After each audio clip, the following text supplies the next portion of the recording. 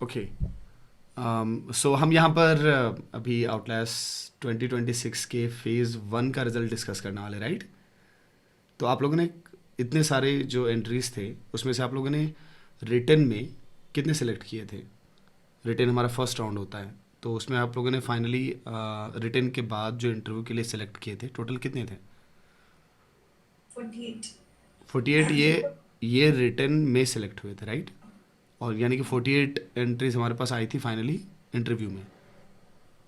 Okay, तो मैं यहाँ पे बता दूँ जितने भी बच्चे पहली बार देख रहे हैं ये सिलेक्शन प्रोसीजर से रिलेटेड, हम यहाँ पर एक्चुअली जो फाइनल सिलेक्शन हमारे पास फेज़ 1 के हैं आउटलास्ट 2026 के, उनके नाम बताने वाले हैं। एक तरह से ये हमारा फाइनल रिज़ल्ट होता है फेज़ 1 का जो सिलेक्शन है, उसके फाइनल नेम्स जो हमारे पास है वो हम डिस्कस करने वाले हैं, दिखाने वाले हैं। बट उसी बीच में हम आपको कुछ ऐसी इंपॉर्टेंट बातें, जैसे आप यहाँ सिलेक्ट हो रहे हो तो पर्पस क्या है, ऐसे हमने कई सारे वीडियोस ऐसे बनाई हुई हैं जिसमें ये सब बातें डिस्कस की हुई हैं, राइट? उन वीडियोस को अगर हम डिस्क्रिप्शन में डाल दें लिंक तो बेटर होगा, तो जो नए बच्चे हैं उनको हेल्प हो जाएगी। ओके, जो भी वो स्टूडेंट्स हैं जो फर्स्ट टाइम देख रहे हैं, डिस्क्रिप्शन में वीडियोस हैं जो पर्पस ऑफ आउटलायर्स बताती हैं और प्रोसेस ऑफ सिलेक्शन बताती है। ओके, सो आप उन्हें जाकर वॉच कर सकते हैं, सो दैट फेज़ 2 में आपकी हेल्प हो जाए, करेक्ट? नाउ आप लोग एज अ सीनियर आप लोगों ने तो मॉनिटर किया है, आप लोगों ने चेक किया है कि कैसे आउटलास्ट 25 वालों ने पूरा मैनेज किया, राइट? जो एक तरह से आप कहें कि जो प्रथा चली आ रही है कि जो जस्ट इमीडिएट सीनियर्स होते हैं वो मैनेज करते हैं, और जो प्रो लेवल के सीनियर्स होते हैं वो मॉनिटर कर रहे होते हैं कि कहीं पर कुछ ऐसा तो नहीं कि कुछ गलत हो जाए, राइट? अब क्या मैं यहाँ पर पूछ लूँ क्वेश्चन आंसर ग्रुप में तो ज़्यादा अच्छा रहेगा, क्योंकि मुझे लगता है कि नए लोगों को ना क्वेश्चन आंसर के फॉर्म में समझना बहुत आसान होता है। तो मैं भी पूछ लेता हूँ आपसे, आप आंसर करना। आपको क्या लगा कि आउटलास्ट 25 ने अपनी जिम्मेदारी निभाई बहुत अच्छे से, हाँ। है ना? ये हाँ, हाँ, बहुत ज़्यादा अच्छे से निभाई है। बहुत ज़्यादा अच्छे से, इतने प्यार से आप बोल रहे हो, समझ में आ रहा है, मैं बहुत प्राउड हो रहा है आपको कि वाह क्या निभाया उन्होंने, मतलब क्या काम किया है, ऐसा समथिंग, राइट? हाँ हाँ हाँ। ये अच्छी बात है। हर बार जो जो भी जस्ट इमीडिएट सीनियर्स होते हैं उनको वैसे काम करते हुए देखने से कम हमें ये लगता है कि चलो अच्छी लर्निंग्स उनकी रही है, राइट? जिसका कि पूरा का पूरा क्रेडिट हमें जाता है कि उनकी लर्निंग्स अच्छी रही है। ये इस तरह से मत सोचिएगा, क्योंकि ऐसे सोचने का काम जो है वो नॉर्मल लोगों का होता है, आप नहीं है नॉर्मल, राइट? डेफिनेटली मुझे पता है आप ऐसा नहीं सोचते हैं। मुझे लगता है कि जो सबसे अच्छी बात है बीइंग एन आउटलायर, आप लोग में जो बहुत अच्छी बात है या आप लोगों ने जो डाली है जूनियर्स में, वो ये कि वो जानते हैं कि एक अच्छा काम क्या होता है। वो ये जानते हैं कि कैसे एक स्टैंडर्ड सेट किया जा सकता है काम का, एंड दैट इज़ वाई कि हर बार ऐसा होता है कि जो इमीडिएट सीनियर से और ज़्यादा अच्छा काम करते हैं, क्योंकि उनको पता है कि उनका बार जो है वो सेट है यहाँ पर, तो अभी नेक्स्ट टाइम के लिए वो और ऊपर बार सेट करते हैं, राइट? और ज़्यादा स्टैंडर्ड सेट करते हैं। तो ये बहुत अच्छी बात है कि हर बार मैं ये देखता हूँ कि चलो हम कुछ परसेंट और बेटर ही कर रहे होते हैं, एंड यही तो पर्पस भी है एक्चुअली, राइट? कि कुछ ना कुछ बेटर करते रहना।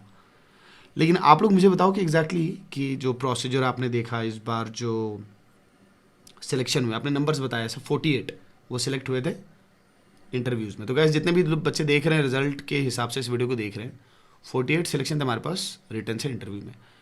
इंटरव्यू वाला राउंड मेरी नज़र में तो और भी ज़्यादा एग्जॉस्टिव होता है, राइट?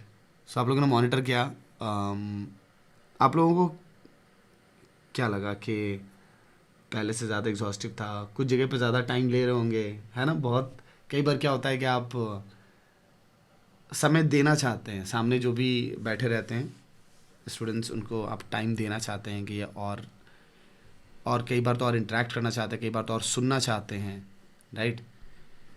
तो आपके कुछ ऑब्जर्वेशन है मुझे इंटरव्यू तक के, जो ऑब्जर्वेशन है फाइनल सिलेक्शन की बात हम करते हैं एंड में, बट मुझे जानना है क्योंकि मैं भी यहाँ पर आपसे बैठा हूँ। देखो मैं इतना एक्साइटेड होकर के क्यों आता हूँ रिजल्ट वाले पार्ट में, इसलिए नहीं क्योंकि रिजल्ट का अनाउंसमेंट है, वाओ, ऐसा नहीं है कुछ, बट मैं ये सुनना चाहता हूँ, मैं ये देखना चाहता हूँ कि आप लोगों का एक्सपीरियंस जो है, चूँकि मैंने पहले डिस्कस ही नहीं किया इस पर, तब इसी वीडियो को बहाने जो है मुझे एक्सपीरियंस मिल जाए कि आपका एक्सपीरियंस कैसा रहा?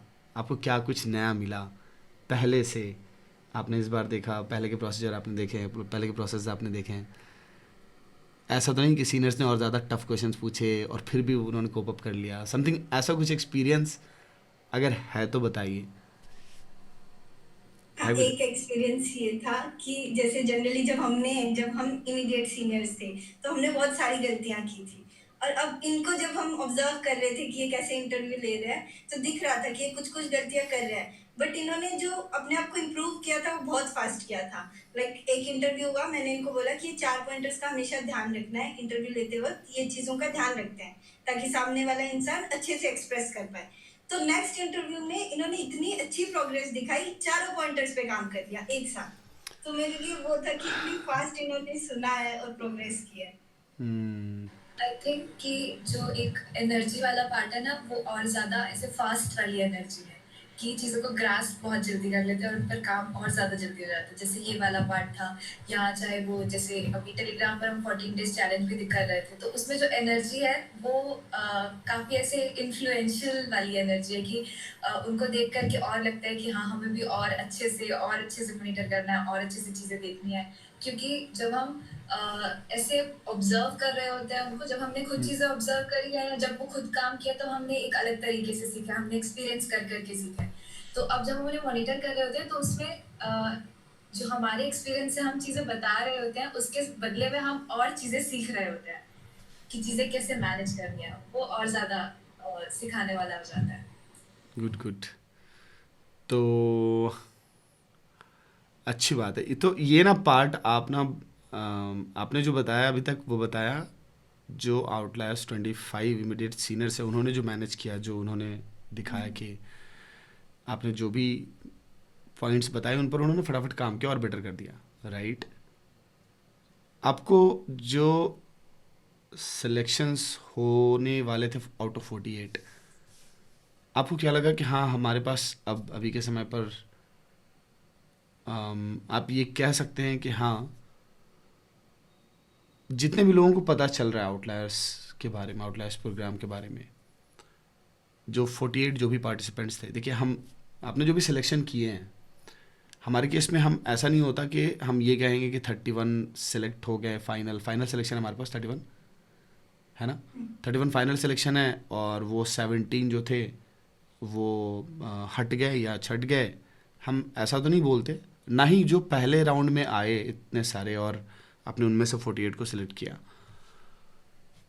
क्या आप ये कह सकते हैं कि हाँ जो भी 48 आए थे आपको इतना है यकीन कि भले फाइनल सिलेक्शन 31 है लेकिन आपने सबको सिखा के भेजा कि बेसिकली इंटरव्यू में आप क्या चाहते हैं, राइट? क्योंकि यूजुअली क्या होता है कि इस स्टेज इंटरव्यू जैसी चीज़ तो एग्जिस्ट करती नहीं किसी एग्जाम में, राइट? एक केवीपीवाई में हुआ करता था जो बंद हो गया, करेक्ट? तो अभी आउटलायर्स ही है जो कि इंटरव्यू बेस्ड एग्जाम है नेशनल लेवल पे। तो आप इंटरव्यू लेते हैं, आपको इस बात को आपने देखा कि आपके जो भी आउटलायर्स 25 वाले उन्होंने ये बात समझाई, जो भी आ रहे थे इंटरव्यू में बैठ रहे थे, कि पर्पस क्या है, उन्हें समझ में आया, इस लर्निंग के साथ वो गए कि नहीं गए, चाहे वो सेलेक्ट हो या ना हो, उनको ये लर्निंग मिली कि नहीं कि पर्पस क्या है एग्जैक्टली? पर्पस वाला पार्ट बहुत क्लियरली कम्युनिकेट हो जाता है, और एक चीज़ ये हो जाती है कि जो इंटरव्यू वाला पार्ट है ना, वो काफ़ी सेल्फ टीचिंग वाला प्रोसेस हो जाता है। क्योंकि जिस तरीके के क्वेश्चंस होते हैं वो अगर स्टूडेंट ध्यान से इंटरव्यू के बाद जाकर के रिफ्लेक्ट करता है और बाद में अपने आंसर्स को अगर सोचने की बैठता है ना, सोचने के लिए, तो वो खुद ही काफ़ी सारी चीज़ें सीख जाता है। चाहे वो उसके प्रिपरेशन के तरीके के बारे में हो, या किस लेवल की उसकी प्रिपरेशन चल रही है, वो किस तरीके की गलतियां कर रहा है। क्योंकि उससे पहले तो कभी हमने खुद से बैठ करके देखा ही नहीं होता है, उसके बारे में खुद बात ही नहीं की होती है किसी से आराम से बैठ के कि मेरी तैयारी एक्चुअली में ये चल रही है। क्योंकि कोई भी पूछता है तैयारी कैसे चल रही है, अच्छी चल रही है। बट जब आप जेन्युइनली खुल करके बैठ करके एक्सप्रेस करते हैं, देन यू रियलाइज कि ये मिस्टेक्स चल रही थी, मेरे मॉक टेस्ट देने का तरीका ये है, मैंने लास्ट में ये गलतियां की थी। तो वो पूरा process he self teaching, I think एक करेक्ट वर्ड हो जाता है कि वो पूरा प्रोसेस ही सेल्फ टीचिंग रहता है। ठीक है।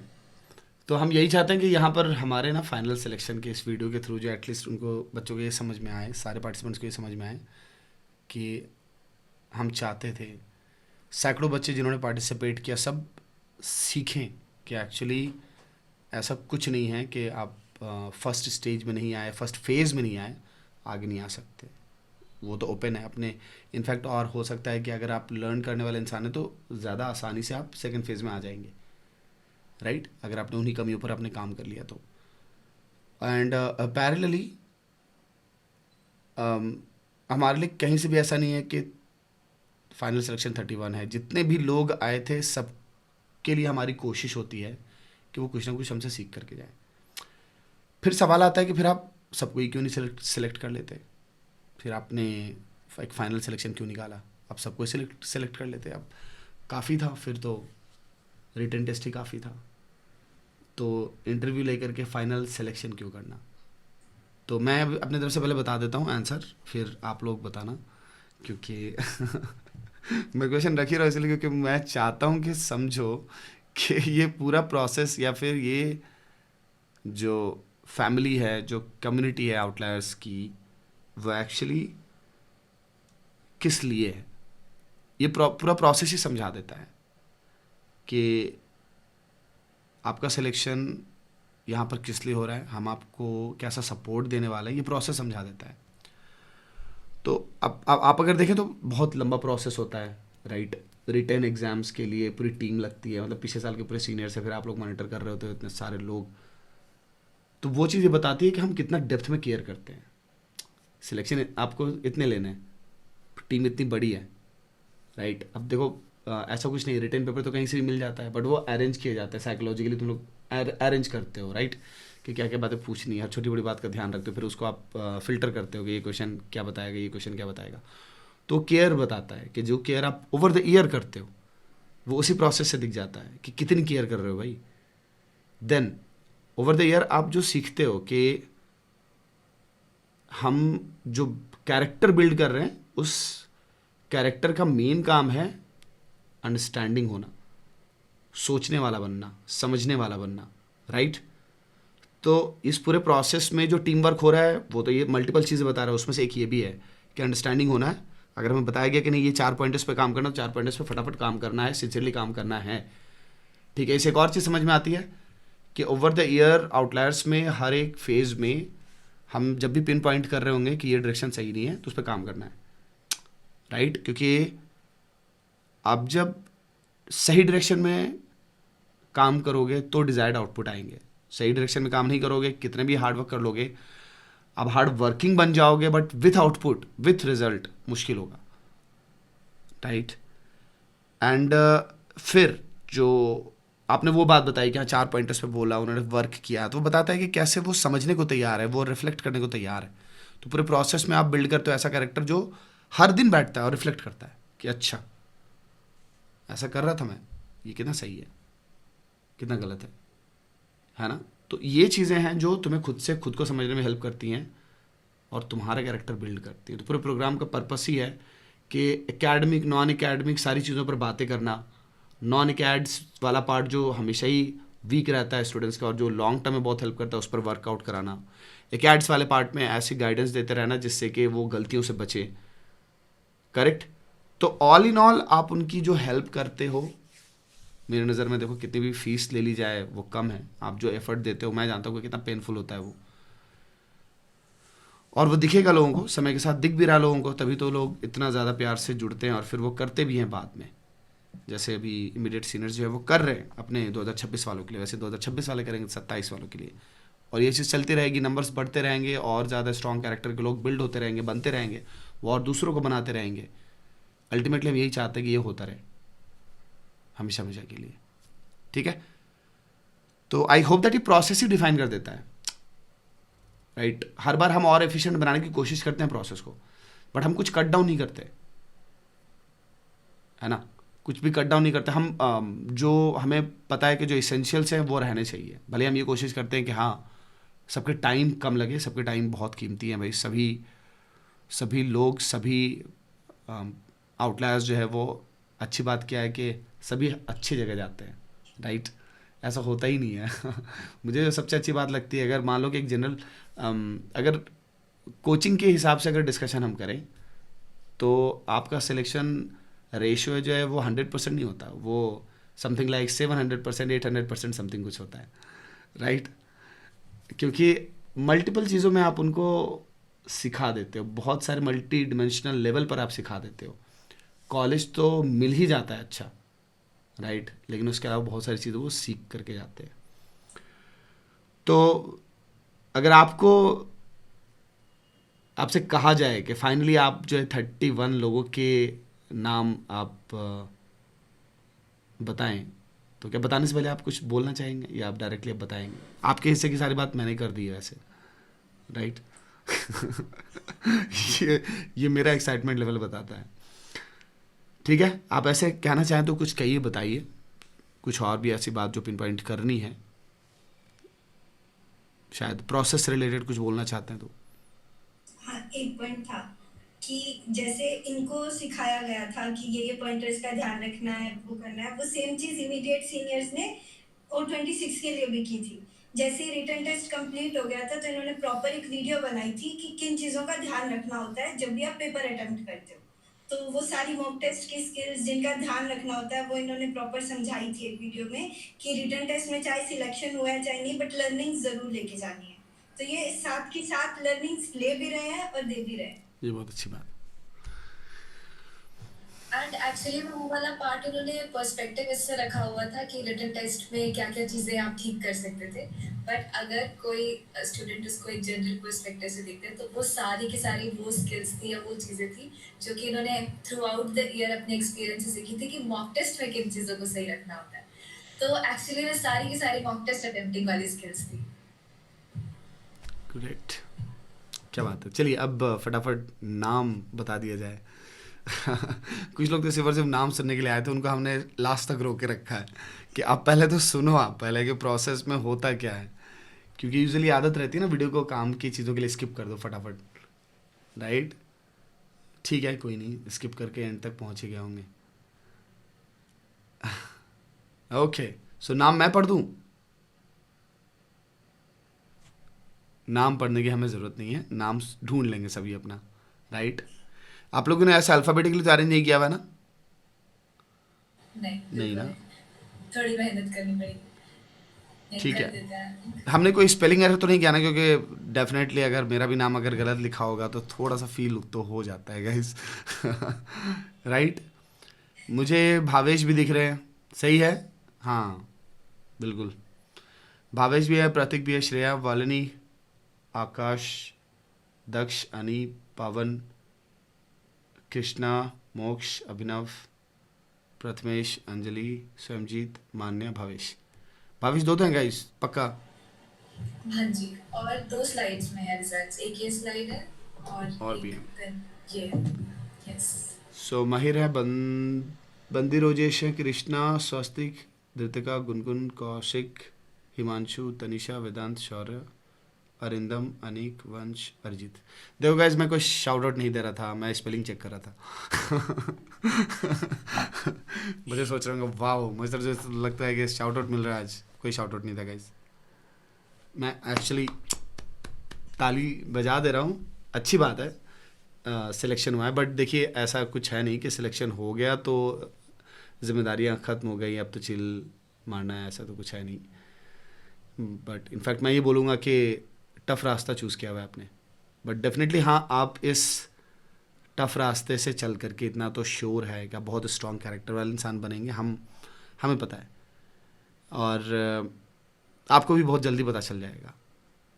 देन एक और बात के लिए हम श्योर हैं कि आप सिर्फ और सिर्फ IIT JEE में सिलेक्शन के लिए माइट भी आप आउटलायर्स के पूरे प्रोसेस को आप माइट भी आप सोच रहे हो कि JEE में सिलेक्शन के लिए हेल्प हो जाएगी, बट आप लेटर ऑन रियलाइज़ करेंगे कि कैसे this is going to be a complete life changing experience for you. Okay, अगर आप सच में ध्यान से ऑब्ज़र्व करेंगे और साथ में चल रहे होंगे, सुन रहे होंगे, खुद पर ध्यान दे रहे होंगे जैसे बताएंगे आपको, सो उम्मीद है कि आप बिल्कुल ट्रांसफॉर्म्ड वर्जन आप अपना पाएंगे at the end of the year, at the end of the academic year, right? अगले साल एडवांस के बाद, है ना। ठीक है, तो चलिए guys, thank you so much, आप लोगों ने ये कलेक्ट किया। और आप जो भी आउटलास्ट 25 में जितने भी थे उनके लिए 2 शब्द आप बोल दें, बिकॉज गाइस आप लोग जितने बच्चे यहाँ पर सिलेक्टेड, या जितने भी बच्चे जो आउटलायर्स प्रोग्राम को जानते हैं, देख रहे हैं, सिलेक्टेड हैं या अगले बार फिर से अटेम्प्ट लेने वाले हैं, उन सबसे मैं कहूँगा कि आप अपने सीनियर्स को ज़रूर थैंक यू कीजिए, अप्रिशिएट कीजिए, प्यार दीजिए, बिकॉज ये सारी चीज़ें जो की गई हैं वो सिर्फ एक प्रॉमिस के बेसिस पर की गई थी कि आपके लिए जो भी टाइम और एफर्ट दिया जाएगा आप भी इसी तरह से अपने जूनियर्स को देंगे, राइट। सो देखो, एक प्रॉमिस को रखना, एक कमिटमेंट को रखना, ये यार कमज़ोर लोगों के बस का नहीं होता। तो समझना इस बात को कि हर एक छोटे बड़े एक्शन के थ्रू ये आप प्रूफ करते हो कि आप एक्चुअली आप क्या हो, राइट। तो अप्रिशिएट भी करना, मैं बता दूं आपको कि बहुत ही मजबूत इंसान होते हैं वही अप्रिशिएट कर पाते, नहीं तो अदरवाइज दूसरे लोग ना वो सोचते हैं कि ठीक है इसके बिना भी तो काम चल ही जाता है, राइट। तो हर छोटी बड़ी चीज़ों के लिए जो आपके रास्ते में लाइफ में आ रही है, इस यूनिवर्स की तरफ से आपको दिया जा रहा है, जो भी मिल रहा है, उन सारी चीज़ों को अप्रिशिएट कीजिए। जो लोग बिना किसी भी स्वार्थ के आपके लिए करते हैं कुछ भी, और स्पेशली अगर हम बात करें एजुकेशन लेवल पर, राइट, एकेड्स, नॉन एकेड्स, जेई से रिलेटेड आप इतने एलीट लेवल पर आए हैं, इतनी एलीट लेवल पर की पढ़ाई है, टफ है, पता है आपको कि ऐसा हो ही नहीं सकता कि दिल से इतना कोई करने वाला है आपको मिले। मैं अक्सर कहता हूँ कि आउटलायर्स प्रोग्राम जो है वो, मैं इतना प्राउड हूँ कि आप लोग ये प्रोग्राम इतना सक्सेसफुली रन करते हो, इतना हार्ड वर्क के साथ करते हो, इतना पेन के साथ करते हो। मैं एक बात के लिए तो श्योर हूँ कि इस यूनिवर्स में तो कोई ऐसा सिस्टम नहीं है, कोई ऐसी टीम नहीं है जो इतना पेन ले करके इतने दिल से खड़ी रहती है हेल्प करने के लिए। तो मैं बहुत ब्लेस्ड फील करता हूँ कि मुझे ऐसे लोग मिले कि जो ये पूरे आउटलायर्स फैमिली को पुश और पुल कर रहे होते हैं, खींच रहे होते हैं, चला रहे होते हैं। बहुत पेनफुल होता है, मैं कभी कभी देखता हूँ तो मुझे लगता है कि मैं कितनी भी तारीफ़ करूँ, कितना भी अप्रिशिएट करूँ, बहुत कम है। आप भी वैसे ही कीजिए, आप भी समझिए, नहीं भी देखा आपने फिर भी इतने से ही समझिए कि बहुत ज़्यादा रिगरस प्रोसेस के थ्रू समझा गया है, राइट। और जितने लोग आगे अटेम्प्ट लेने वाले हैं, मैं आपको कहूँगा कि आप चैनल के साथ ज़रूर बने रहिएगा, देखते रहिएगा कि कब कब नोटिफिकेशंस आते हैं। फेज़ 2 आई होप दैट आप जल्दी अनाउंस कर लेंगे, राइट, ठीक है। बस चलिए तैयार हो जाइए अब तो अपने इस जर्नी के लिए। गाइज आप लोग कुछ बोलेंगे? मैंने वैसे कुछ छोड़ा नहीं है बोलने को। बोलिए। सही है, ऑल द बेस्ट कर दे इन्हें। जी जी, ठीक है, बाय बाय भी कह दें। ठीक है, is all the best, take care. हम सब की तरफ से all the best, take care and love you so much.